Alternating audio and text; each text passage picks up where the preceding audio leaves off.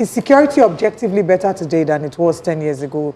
Yes, maybe they're no longer holding territory. But they're still killing Nigerians. Exactly, they're no longer holding territories in the way that it was in that time. But can we genuinely say that Nigeria is a secure place? Reno Omokri made reference to traveling from Abuja to Kaduna with journalists and saying you couldn't do it back in the day. And making statements like that is Reno Omokri making mockery of Nigerians.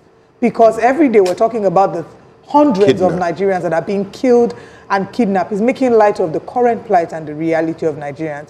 And this insecurity now spirals into tourism. We talked about 1.2 million Nigerians visiting there to December. That's not because the quality of our life here is better. Yes, Nigerians have found a way to be resilient and push despite Which states did the challenges that are Good question. And it's Lagos State. Good question. You know, they're visiting Lagos. That's one. Two, regardless of the 1.2 million people visiting Lagos, Nigeria still ranks poorly in the Global Tourism Index. And insecurity is also something that fuels that perception.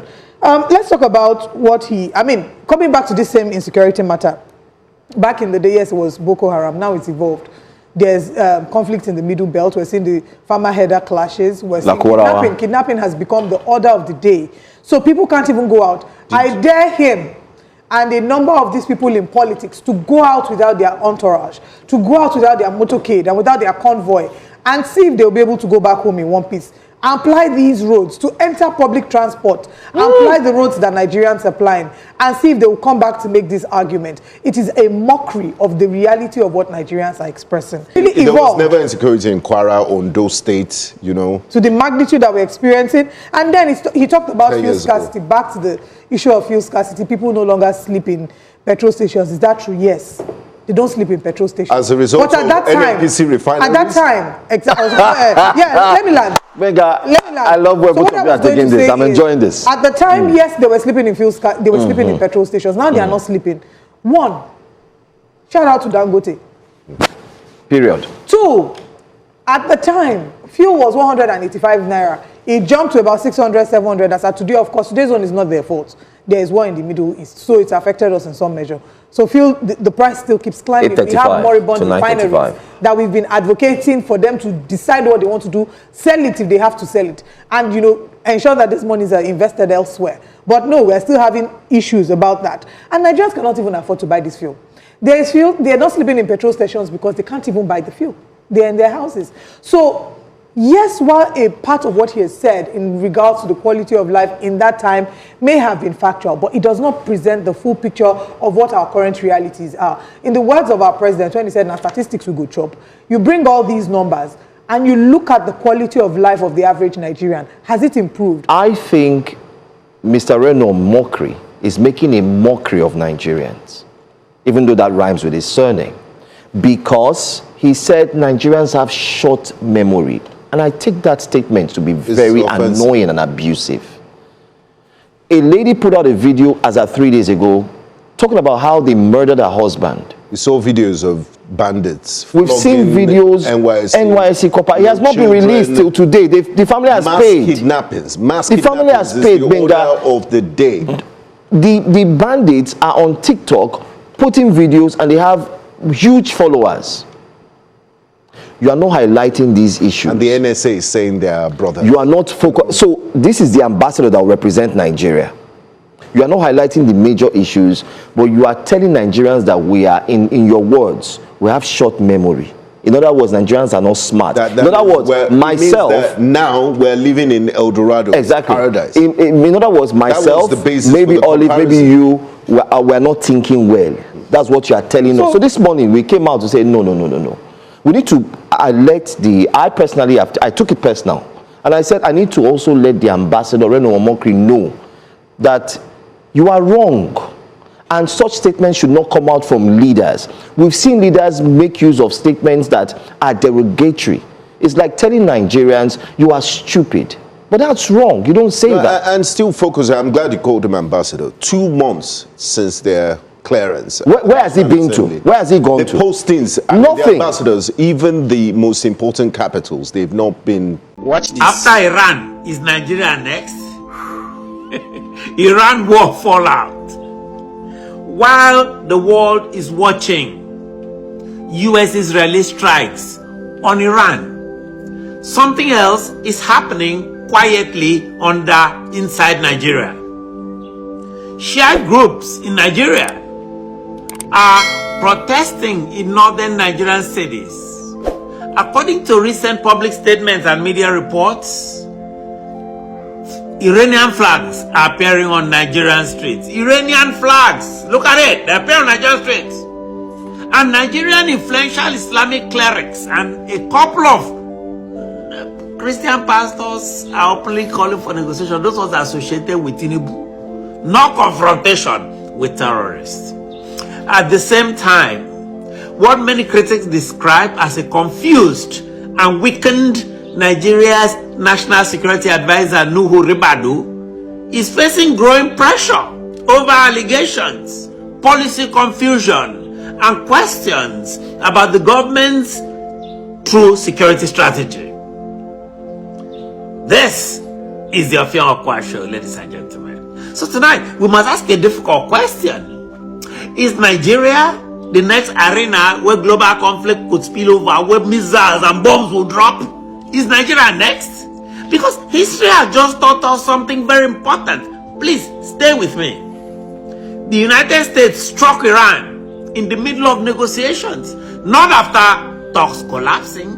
Meetings were going on, a lot, like we see between Nigerians and US officials in Abuja these days, as reported in recent diplomatic engagements. So those meetings mean very, very little. And that lesson, ladies and gentlemen, matter if Nigeria's leadership believes what some analysts describe as a balancing between powerful northern caliphate groups, ethnic warlords, negotiations with armed Islamic terrorist groups, and shifting foreign alliances, like suddenly having Tinubu travel to Turkey to make America jealous and satisfy the anti-American Sheikh Gumi. Does that guarantee stability? There may be misunderstanding how power actually works in today's world. Tinubu is. This is 2026, not 1976. Is political waffling and causing up to another group, powerful Islamic Shiite movement at home by Bola Tinubu, a strategy for peace as alleged by his critics? Or a dangerous path that could one day give Nigeria its own geopolitical Shiite? Those Shiites are linked with Iran. So Nigeria's reckoning is coming. Let's talk. Let's talk. Segment 1. The global trigger. The United States and Israel launched coordinated, as you all know by now, coordinated strikes targeting Iranian-linked assets. Soon after, reports emerged of the death of Iran's supreme leader, a figure whose influence extends beyond Iran's border. Across parts of northern Nigeria, members of the Islamic movement in Nigeria, it's called IMN, take to the streets. They were all in the streets. We all saw them in solidarity protests using the Shiite flag. Look at the Shiite flag there. Iranian flags, portraits of revolutionary leaders, anti-Western messaging. Let that sink in. Some viewers argue that Tinubu appears reluctant to arrest them. Tinubu, arrest those people. A Middle East conflict, and Nigerian streets are reacting emotionally and politically on Nigerian streets, financed by Nigeria. This is no longer distant foreign policy, Mr. President. This is global geopolitics entering Nigeria's domestic space.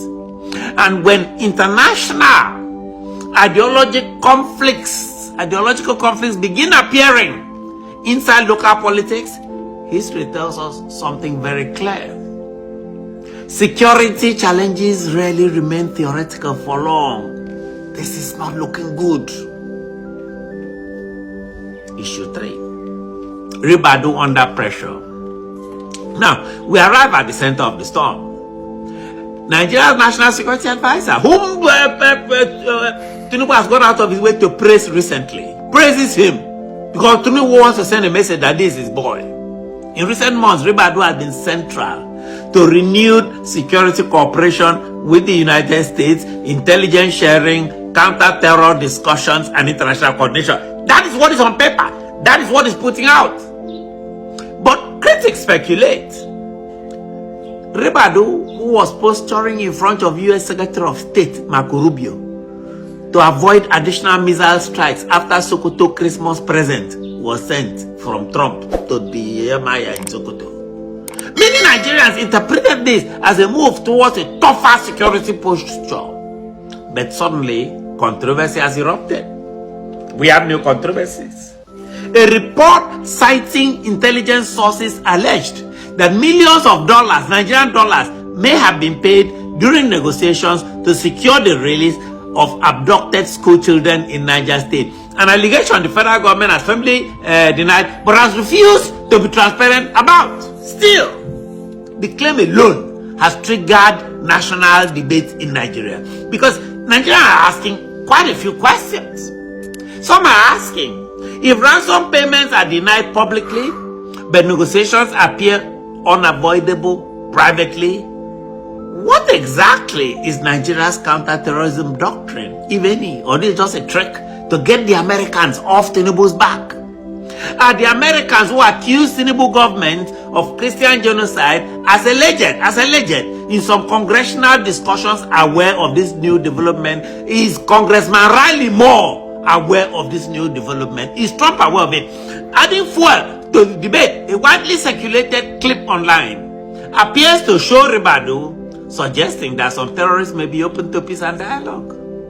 That's what some of them are saying now. These are our brothers. Whether fully contextualized or not, public reaction was immediate. Nigerians were very angry at that implication. Anger, suspicion, confusion. Many Nigerians began asking a hard question. Is the Nigerian government actually confronting terrorism or just managing it so that Trump can go away? What is wrong with Nuhu Ribadu? I'll give you my own opinion. It's my opinion. He obviously is acting under Tinubu's instruction, but the more important thing is he acting under the instructions of others, of his own religious leaders. Is that what is going on? You know, Nigerians, when government says security is under control, citizens quietly begin charging their power bank for their phone, because experience has taught us that reassurance sometimes means preparation. Issue 4, the international pressure cooker. Look at what's happening in the world today. Bombs are dropping in Iran. Now, consider the timing. As this debate unfolds, a senior U.S. Treasury official arrives in Abuja to discuss terrorist financing and security cooperation. That happened in Iran too. That kind of thing happened with all kinds of meetings in the Middle East about Iran. At the same time, Nigerian media reports that the U.S. Congressional panel, Nigerian media reports, has raised concerns about violence and religious persecution in Nigeria, with discussions of possible diplomatic and other consequences, repercussions. It's in the full Riley report. Nigeria's success suddenly finds itself squeezed from multiple directions. Domestic insecurity, international scrutiny, ideological religious protests, Islamic protests at home, and rising global conflict abroad. This is why the Iran crisis matters. It matters. Things don't matter until they actually matter. Global conflict do not stay confined to geography. They travel through space. They travel through ideology, through alliances, through perception, and sometimes through miscalculation. Look at the Iranian flag, ladies and gentlemen, that I'm putting up here. So that brings us to the big question. Here is the uncomfortable question Nigerians and Tinubu must confront today. Can a nation fight terrorism, or at least claim to fight terrorism, while simultaneously negotiating with armed actors, reassuring foreign partners like Trump, and managing ideological Islamic movements tied to global conflicts like the Shiites? Or does that create dangerous ambiguity? History shows that powerful nations do not always wait for negotiation to conclude before acting. Trump has demonstrated this. Sometimes decisions come suddenly, decisively, without warning, even in the middle of negotiations. If Nigeria believes that balancing every pressure on the Nigerian political tricks by Nigerian officials they may be underestimating how quickly geopolitical realities can change in a twist. And Nigerians must ask themselves, are they building security clarity, or are they being taken for a ride by Tinubu and Ribado? Are they drifting in strategic confusion? These are the questions Nigerians must ask today.